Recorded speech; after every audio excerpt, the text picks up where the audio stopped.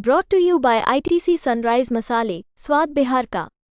नमस्कार, आप देख रहे हैं बिहार तक। मैं हूं आपके साथ सुकन्या सिंह। सर पर विधानसभा का चुनाव है और चिराग पासवान एनडीए से बागी हो रहे हैं। केंद्र की सरकार के मुद्दों पर लगातार चिराग पासवान सवाल उठा रहे हैं। ऐसी परिस्थिति में सवाल ये उठ रहा है कि आखिर चिराग के मन में क्या है। आपकी जानकारी के लिए बता दें कि विधानसभा चुनाव से पहले चिराग पासवान 4 प्लान पर काम कर रहे हैं, ऐसा राजनीति के जानकार मान रहे हैं।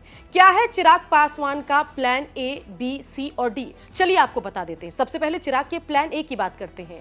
बता दें कि चिराग पासवान चाहते हैं कि प्रेशर पॉलिटिक्स करके एनडीए में विधानसभा चुनाव में ठीक ठाक सीट हासिल कर ली जाए।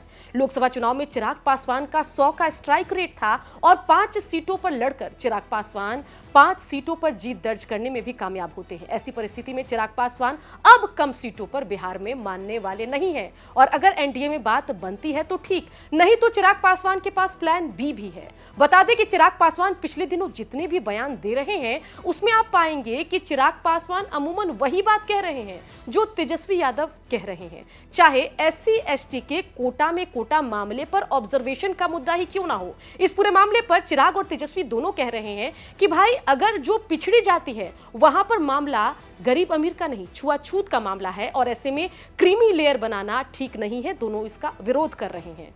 ऐसी परिस्थिति में ऐसा लग रहा है कि चिराग पासवान अगर एनडीए में बात नहीं बनती तो आगे चलकर महागठबंधन के साथ भी जा सकते हैं।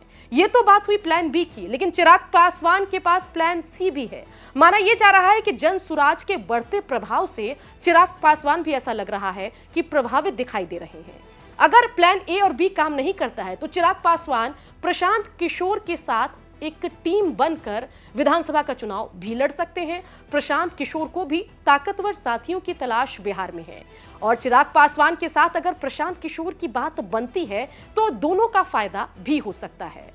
इसके अलावा चिराग पासवान के पास प्लान डी भी है। अगर प्लान ए बी सी नहीं काम किया तो चिराग पासवान 2020 के बिहार विधानसभा चुनाव की तरह मोदी का हनुमान खुद को घोषित करके बीजेपी के जो एनडीए में साथी हैं उनके खिलाफ अपना कैंडिडेट देकर विधानसभा के चुनाव में मैदान में उतर सकते हैं। और अगर इस बार किस्मत ने साथ दिया तो अकेले चुनाव लड़कर अगर चिराग पासवान को ठीक ठाक सीट मिल जाती है तो जिसको भी, यानी कि जिस भी गठबंधन को बहुमत मिलता है उसके साथ डील करके कोई बड़ा पद बिहार की सरकार में हासिल भी कर सकते हैं।